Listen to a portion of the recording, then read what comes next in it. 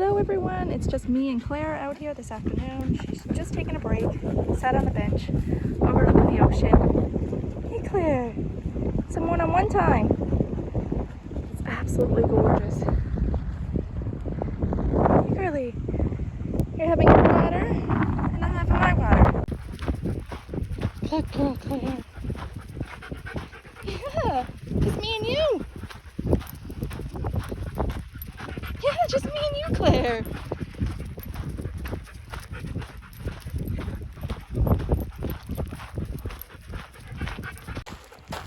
Gonna go across the bridge, Claire? How you smell?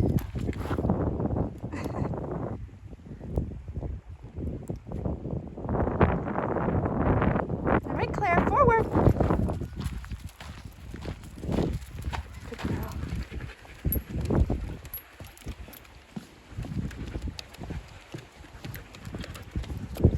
Pretty little pond. And then you got the ocean.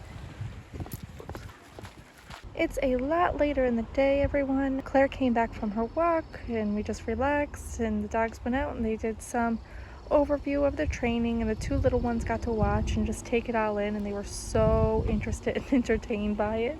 They'll get to start there soon, but first we're getting down their walking obedience, especially now that they have house manners under control. And what I want to mention in today's video, it is the fact that we went against the vet when it came to our Shih Tzu, who was 11 years old. Oh, he's now using the bathroom. But we went against our vet and what they recommended. And honestly, I think it was a good choice. I'm not saying and suggesting that everybody go against their vet and the vets are always wrong and this, that, and the other thing. Just when it came to our decision and our circumstances, we had to make a decision that was best for him and for our family and everything else. He's behind the doghouse there now. So if you watched the other video from the other day, we were mentioning how we've been in contact with a facility that ended up doing crematory of pets. Also, we were in discussion with the vet about his future care and everything else, and even his groomer. Now, I can groom him, yes, but the groomer, they do such a better job. They have experience and knowledge of grooming. I don't.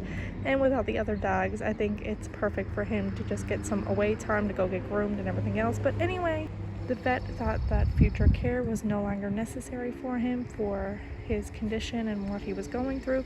So Jersey was literally to the point where he was down to absolutely nothing he would eat, and he was literally losing so much weight. Fur was falling out of him left, right, and center. There was a lot of patches everywhere. His stool, there was a lot of blood in his stool. It was extremely concerning and alarming. But him being absolutely down to nothing, as well as the fact that he was losing patches, that didn't happen until roughly Christmas time. That's when all that started to go downhill. So when he first started to get sick, it was just him not really eating, and he was steady throwing up, as well as we noticed blood in his stool. So we started checking him over, and we realized that he had a little bump on one of his paws. When bringing him to his vet, they suggested we get it tested for cancer, and it was not. It was just a cyst of him being older, because Jersey is 11 years old. He'll be 12 in November, so he is an elder dog. The next thing we checked for, okay, could it have been potential parasites, and ran some tests for that. No parasites. Then we thought, okay, could it be something dental related? Now, for an older dog, he has extremely white teeth, very healthy gums. So it wasn't that. We were like, what could it possibly be? Now, for any tests and stuff that we did with him, we couldn't use any anesthesia when it came to him due to the fact he does have respiratory issues. He has trouble breathing. If you ever look at Jersey up close, you will notice that his nose is crooked and it's off to one side. I remember years ago when he was still young, we had people that actually wanted us to breed their dog with ours, and I had to straight out tell them no, because I knew he had respiratory issues. And if you're ever aware your dog has any type of issues, you definitely should not breed them. That could pass those issues onto that litter and those puppies. And like I said, we knew that he did have respiratory issues. He had trouble breathing, things like that. So when it came to any medical stuff, when we were trying to figure out what was going on with him health-wise now, he couldn't be put to sleep to do any of those tests. He had to be awake and it had to be tests that were able to be done when he was awake. He did have trouble controlling his bladder, but I just figured that was just him getting older and part of old age. We did bring that up to the vet as well because he couldn't hold his urine at all. So we did get checked for different types of urinary infections and diseases. They also checked different parts of his digestive system. Like, there was so many different things that were being looked into to figure out what exactly was going on with him. And like I said, it all just first started out as blood and throwing up. So blood in the stool and throwing up in the stool, as well as sometimes he would throw up a little bit of blood. It would be like a mucus and blood type of texture. His sleeping routine and everything never really changed at that time. He was still eating, everything looked good. Christmas came, and like I said, that's when things just started to just go downhill, and they started to go downhill fast the past few weeks. And it became him losing a lot of weight to where you could see all of his ribs. Fur was falling out everywhere. He just had a bunch of patches, and then I was like, okay, is it parasites? Is it this? Is it that? And then we were running it through the vet. Is it this or is it that? And like I said, it became so terrible, so sad and disheartening because he was then not able to get up and really move. That is when I did start to notice a huge difference in his sleep, was after Christmas. It's all he wanted to do. And again, I just said, okay, he's older, he's getting more elder. Then he was having a lot of difficulty holding his pee in a stool, even for like 5 minutes. It was unreal. He was steady doing it in the house.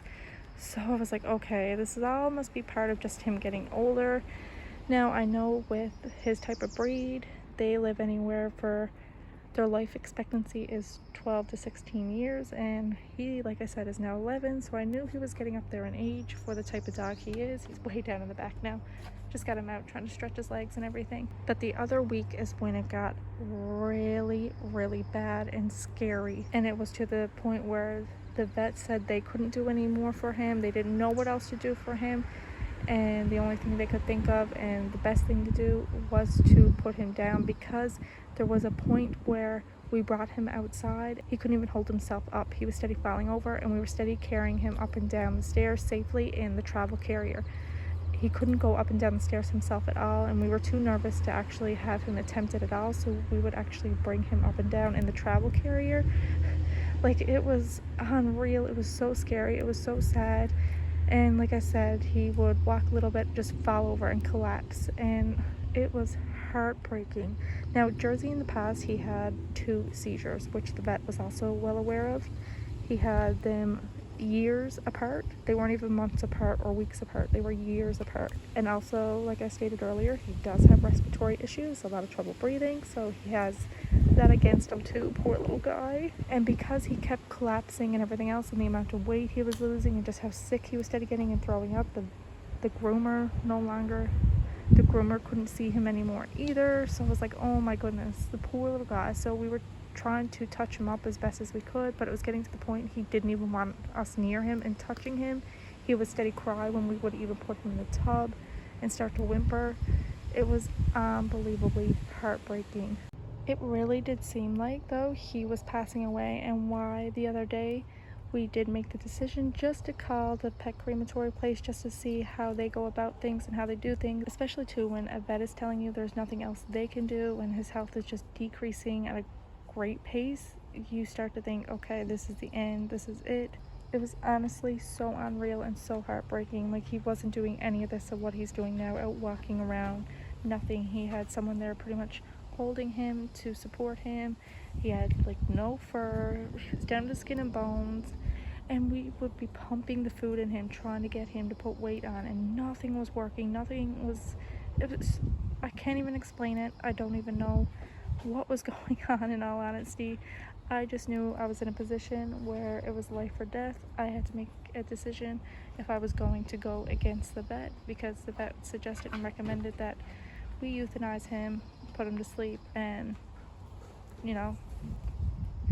and then that would be that when it came to him and his life. And I had to make a call, and I just thought, okay, you know what? And that's why we took a few days off, and I had it there. I think it was like 4.5 days we took off, and I just wrote it down in a book, everything I was going to do with him, everything I was going to attempt and try, because I knew, I was like, no, this is not the way he's going to this isn't the way his life is supposed to go and how his life is supposed to end. I'm gonna give it my all to pretty much save his life, get him back to at least a place where he isn't the state he was in. So the past little while I have been like, he wasn't even doing that. Look at that. Like, he just ran a little bit. He wasn't even doing that, everyone. But I was just like, okay. I started changing his diet. I would write down everything he was eating and adjust accordingly. Everything. Now, we'd done that prior, but I went military with it. I went over the top, a bit extreme. After I changed his diet, I just started doing ROMs with him, and I would just lay out a broom, the broom handle I should say, and just have it on the floor and just have him make steps over it, because he couldn't even do that beforehand. And then I would lift it and raise it a little bit and then have him step over it more, and then I would have him attempt going under it. And next I put out little boxes or milk cartons that he would have to just step up on his front paws and then take his front paws off, and just a bunch of different exercises to try and get some mobility and strength back in him. And when feeding him his meals, instead of placing it in his bowl or just feeding him at meal times, hand feeding him, because it got to a point I was literally hand feeding him at meal times. So then what I was doing, I was mushing down his food that I could put it into a syringe, and that's how I was feeding him. I was pretty much just pumping the food into him through a syringe and having him eat it that way. And like I said, it was pretty much just like a mash. But I put hours and hours each day into him and just attending to him and trying to get his care and health up to speed, and just get his fur to grow back and get him to put weight on and help him get his mobility back. I was determined. I was like, no, this is not how he's going out. I understand what the vet wishes to do, but that is not how my dog is going out. I am doing everything I can to fight whatever is going on with him, and we're gonna win this. But yeah, then we started to notice that his mobility was coming back. He was getting more up on the move. He's actually outside, as you've seen a second ago, running around. He's actually walking around now. He couldn't even do that before. He's going up and down the stairs all himself now. Now, this was a dog that was literally, everybody was saying he was getting ready to pass away, or his health was deteriorating that much that we should euthanize him and put him to sleep. Like, this was a dog that everybody had counted out, and I was like, no, I cannot give up on my dog. This was me and my husband's first dog, and he deserves not to go out like that. So then we just kept working with him, both me and my husband, and even my husband was encouraging him to go down so many of the steps, and then that turned into more steps, and he was able to go up the steps again. And then we started seeing a little bit of weight going on him again, and his fur slowly growing back. Now his fur is still kind of patchy, and it's starting to get long too, so there is going to have to be a point now in the next few days where he's going to have no choice. He's going to have to let me groom him, or I'm going to contact his groomer and just tell her he's in a better place, and if she wants to do her own evaluation before grooming him, she certainly can, and then decide from there if she wants to take him on or not. And if she says no, then I'll just bite the bullet. I'll groom him. It's just, I feel bad because I don't do as good of a job as a professional groomer. He is in resting now. The girls are just out relaxing on the patio with Kenai because it's so warm today, isn't it?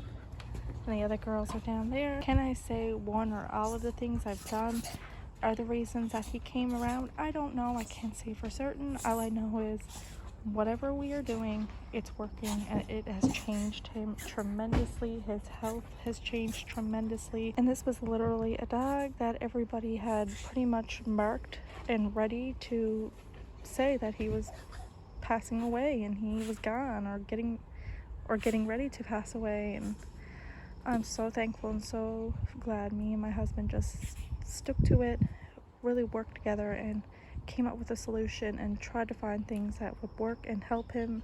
And like I said, whatever it was that was happening isn't really happening now. Is he still 100%? No. Is he an elder dog? Yes. So he's gonna have things, of course, that are starting to slow down and starting to not function properly. The vet had no words for it when I told him what was going on and how things are changing, and he's not stumbling and falling around anymore. He's not throwing up anymore. He's able to at least hold his pee until we get to the door. He's not doing it constantly in the house. He's not pooping in the house anymore. He's actually doing that outdoors. His stool is a normal color now. There's no blood. Like, I don't, it's unreal. So unreal. But I'm so thankful and so happy because He's given more time. He's given another round of life. He's like a cat with 9 lives. That little guy is not giving up. Not giving up without a fight. But thank you so much for watching. That's it for today's video. Thankfully, everybody, keep him in your thoughts. Jersey's really trying hard to make a full turnaround, and even just now, what a difference. Such a strong little dog. Have a good one. We'll see you in the next video.